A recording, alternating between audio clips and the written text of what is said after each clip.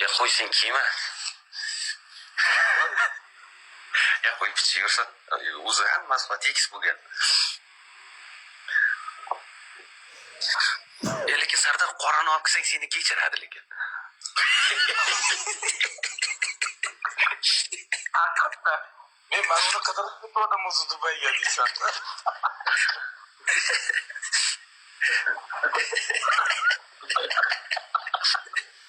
Seni affetadi, Bir qoshiq qoningdan kechadi, anu kerak bo'lgan.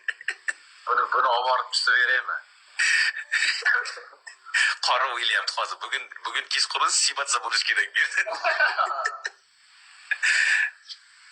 Qora yaxshi bo'ladi bu vaqt. Ya Koreyaga qaytasanmi qora yana?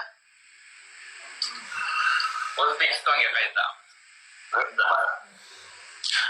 Rostdan O'zbekistonga yaxta sen vidnochительство oluvdingki qaytsang bo'lmaymi?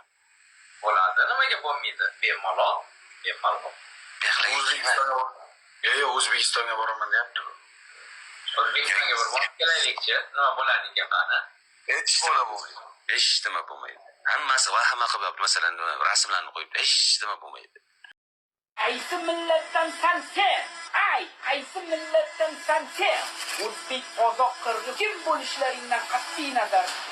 Ijtimoiy tarmoqlarda Abdulloh taxallus bilan tanilgan Toshkent viloyatida yashovchi 26 yoshli shaxs 2024-yilning oktyabr-noyabr oylarida Koreya Respublikasida bo'lib turgan vaqtida o'zining ijtimoiy tarmoqlardagi ommaviy sahifalari orqali millatlar aro nizo keltirib chiqarishi mumkin bo'lgan milliy qadr-qimmatni tahqirlovchi hamda diniy e'tiqodga ko'ra fuqarolarni kamsituvchi so'zlar bilan O'zbekiston Respublikasi fuqarolariga nisbatan qator haqoratli chiqishlar qilib borgan. Mana shu ijtimoiy tarmoqda kim o'zbek davlatni men tan olmayman. Davlatni men tushunmayman bu millatni. Qanaqa millat bu? Dalada. Ketmonchoq dalada. Uning chiqishlari ijtimoiy tarmoqlar orqali tarqalgach, jamoatchilikning keskin noroziligi, e'tirozlari hamda ko'plab muhokamalarga sabab bo'ldi. Bu gaplar uchun javob berasan hali. O'zbekiston seni yuvib katta qildi. Nima deyapsan sen chiqib olib? Senlar deyapsan, sen o'zbeklar deyapsan. Butun millatimiz. Sen vatanning nonini tuzini yeding va tupuryapsan ana shu tuzliqqa. Sani qilgan ishingga o'zi sen bilan gaplashishga o'zi aslida noloyiq. Bir marta emas, 10 marta, 100 marta video chiqardi so'kinib. Abdulloh Hazrat deb yozilgansan. Qilgan ishing eng razil, eng yomon ish. Qonun oldida javob beradi, keyin kechiradi. Nag'iga bu yigitni men gaplariga ishonmayman.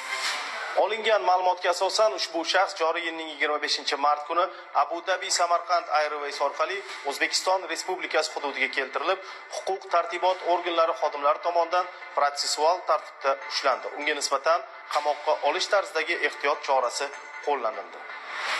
Man Yugay Valeriy ijtimoiy tarmoqda xalqimizni haqorat qilganman.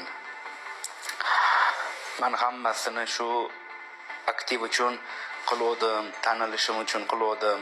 Lekin bu narsani hammasini tushunib yetib, juda qattiq pushaymonman. Hammadan chin qalbimdan men kechirim so'rayman. Juda qattiq pushaymonman. Iltimos qolaman, meni kechiringlar, iltimos xalq. To'g'ri, mana ijtimoiy tarmoqda qilmagan ishlarim qolmagan. Aktiv uchun men davlatimizni, xalqimizni, millatimizni haqorat qilganligim uchun juda qattiq pushaymonman.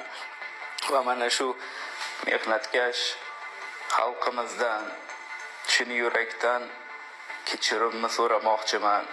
Mazkur holat yuzasidan fuqaro Yugay Valeriyga nisbatan O'zbekiston Respublikasi Jinoyat kodeksining tegishli moddalari bilan jinoyat ishi qo'zg'atilib, hozirda tergov harakatlari olib borilmoqda. Iltimos, meni kechiringlar.